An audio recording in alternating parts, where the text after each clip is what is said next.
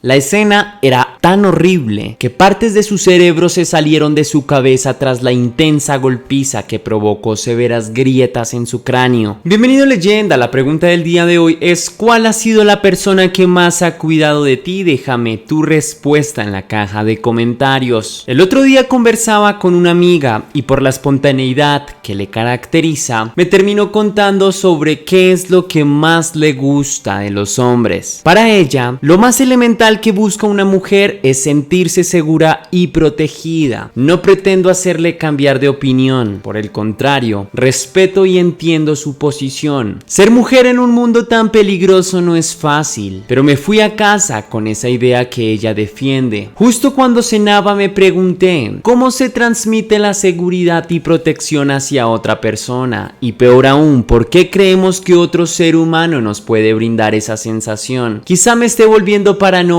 o quizá muy realista. De cualquier modo, son varios los asesinatos que se han perpetrado por personas a quienes se les atribuyó mucha confianza antes de la ejecución. En este canal ya hemos cubierto varios casos así. El padre acabó con su hija, el muchacho acabó con su novia, el hermano acabó con su hermana o incluso los padres acabaron con sus hijos. Todas esas relaciones anteriormente descritas son las que nos proveen esa idea de sentirnos protegidos, pero fueron ellos mismos quienes asesinaron a sus defendidos o defendidas. Así que concluí que no podemos perder la virtud de la confianza, pero tampoco podemos descartar la traición. Los seres humanos somos un arma de doble filo. Algunas veces sí nos protegemos entre nosotros, pero muchas otras nos terminamos asesinando. Hoy veremos un caso que nos enseña nuevamente esa cara maligna que cargan muchas personas. Pero sin más dilación, recuerda que te habla tu amigo Tesla y te conectas a Test Misterios.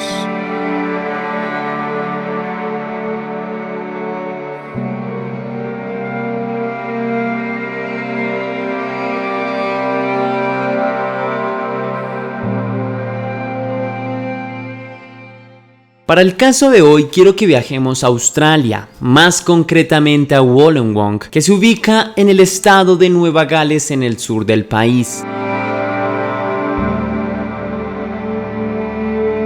Nos remontamos a un 12 de marzo de 1996. Ese día Matthew, a quien me permito presentarte en pantalla, el joven con apenas 18 años de edad llevaba una vida inconforme para sus necesidades. El estrés y la angustia fueron sus únicas compañías en la vida, así que ese día no sería diferente. El hombre salió de la casa cargado de ira y frenesí. Luego de un breve paseo, regresó a casa aún más molesto. En este punto decidió asesinar a su propia madre Jennifer de Gruchy, de 41 años, de forma despreciable. Mientras que un vecino llamó al 911 que logró divisar algo de esta horrible escena. Cuando las autoridades llegaron al lugar del crimen, solo encontraron a Matthew completamente consumido en su oscura personalidad. Minutos después fue trasladado a un hospital luego de que haya colapsado del estrés. Los investigadores encontraron a su madre sin vida en su cama. Las cobijas que la rodeaban estaban empapadas en sangre. Al parecer, la sorprendieron durmiendo para terminar con su vida. La mujer habría sido gravemente torturada, especialmente en su rostro, que se encontraba irreconocible de los golpes. Los forenses determinaron su identidad gracias a las muestras de sangre. La escena era tan horrible que partes de su cerebro se salieron de su cabeza tras la intensa golpiza que provocó severas grietas en su cráneo. Y como si esto no fuera lo suficientemente macabro para ser mencionado, ella no era la única víctima que estaba en casa. Los investigadores quedaron aterrados con esta escena, pero luego de un breve recorrido encontraron dos víctimas más. Sarah de Gruchy, una niña que posteriormente sería identificada como la hermana del agresor y que para ese momento tenía apenas 13 años de edad. Sarah también fue atacada ferozmente en el rostro, pero se cree que la niña fue la única que intentó defenderse. Aún así, no sobrevivió. Esto surge luego de encontrar severas heridas en sus brazos, lo que presume que intentó cubrir su rostro del atacante. La niña no pudo ante la fuerza de su agresor, quien no solo era más grande, sino también más pesado, lo que le permitió controlar con facilidad a la pequeña y terminar con su despreciable tarea. Por otro lado, la otra víctima también era un infante. Se trataba de Adrian de Gruchy, hermano del agresor, de apenas 15 años de edad. Su cuerpo, a diferencia de los demás, no se encontró en una habitación. Este fue arrojado en el garaje de la casa. Por poco y el niño se encontraba flotando en su propia sangre. Al parecer el niño se encontraba haciendo algo en el garaje cuando fue atacado con un objeto contundente en su cabeza. Una vez cayó al suelo, fue rematado otras 20 veces con el mismo objeto hasta que perdió la vida. El ataque fue tan crudo que habían gotas de sangre en todas las paredes. Se presume que fueron salpicadas luego de cada impacto que recibió. Sus dientes también fueron expulsados de su boca y quedaron a su alrededor en diferentes posiciones. Las tres víctimas tenían patrones en común. Eran familiares y a todas se les despedazó la cabeza a golpes. Así que esto dejaba de plano que se podría tratar de un asesino en serie que operaba en Australia. Y por cómo sucedieron los hechos, parecía ser el mismo joven que se desplomó horas antes del estrés en la escena del crimen.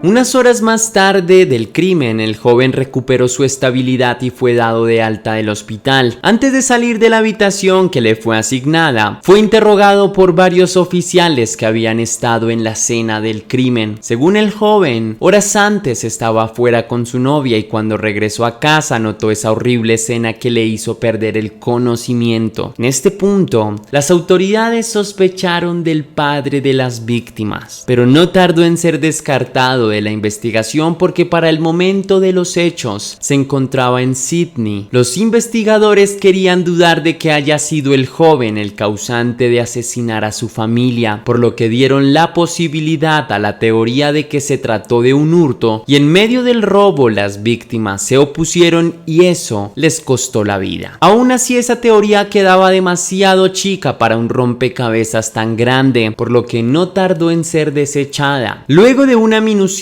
investigación determinaron que era probable que el arma utilizada haya sido un gato de mecánica. Te dejo en pantalla la imagen por si en tu país tiene otro nombre. Matthew comenzó a ser el principal sospechoso del crimen. Pese a que sí fue cierto que se vio con su novia en la noche del crimen, ¿recuerdas que te dije que el muchacho salió a dar un paseo esa noche? Pues bien, probablemente en ese paseo se encontró con su novia durante un rato corto.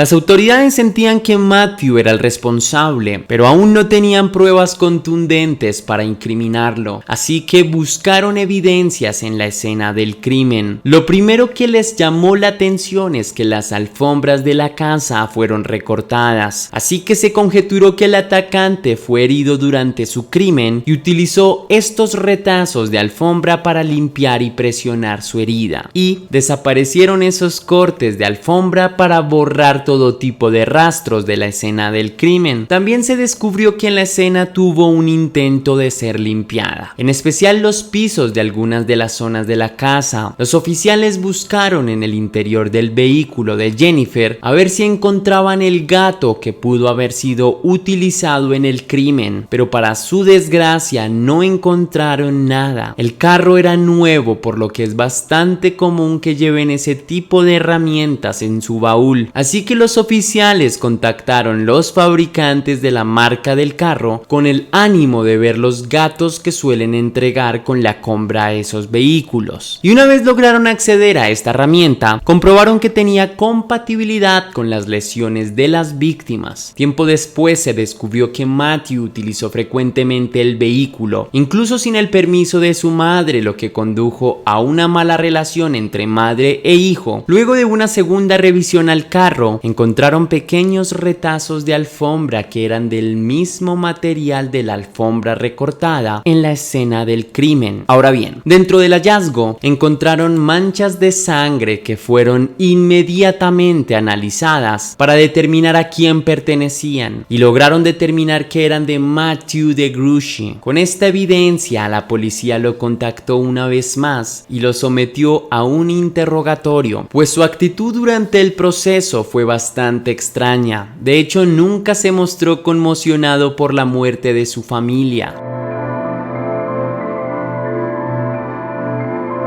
El interrogatorio era muy intenso y las preguntas capciosas de los oficiales comenzaron a poner nervioso al joven, quien inventó un par de historias para desviar la atención de los investigadores. Aún así, no lo logró y por el contrario terminaba hundiéndose más como autor del asesinato. El joven comenzó a fallar con su versión y terminó equivocándose en varias oportunidades sobre cómo sucedieron las cosas. Desde, según él, su perspectiva, incluso el joven dijo que no fue a casa porque según él hubo unas llamadas en las que le notificaron en modo de sentencia que iban a ir a su casa a matar a todos los que estaban adentro. Luego de un registro telefónico, las autoridades notaron que era mentira y que nunca existieron tales llamadas de las que el joven hizo mención. Incluso el joven durante su interrogatorio se mostró bastante indiferente y frío con el horrible asesinato que habría acabado con su familia, una actitud completamente inusual en este tipo de casos, lo que lo fue poniendo aún más en evidencia. Unas semanas después del crimen, los oficiales hicieron otro hallazgo importante para la investigación. Según Matthew, la casa fue robada por los hombres que asesinaron a su familia y dentro de lo que robaron estaba un bolso deportivo en el que escondieron varios alimentos. Sin embargo, la policía terminó encontrando la bolsa que supuestamente había sido robada. Sin embargo, en el interior de este bolso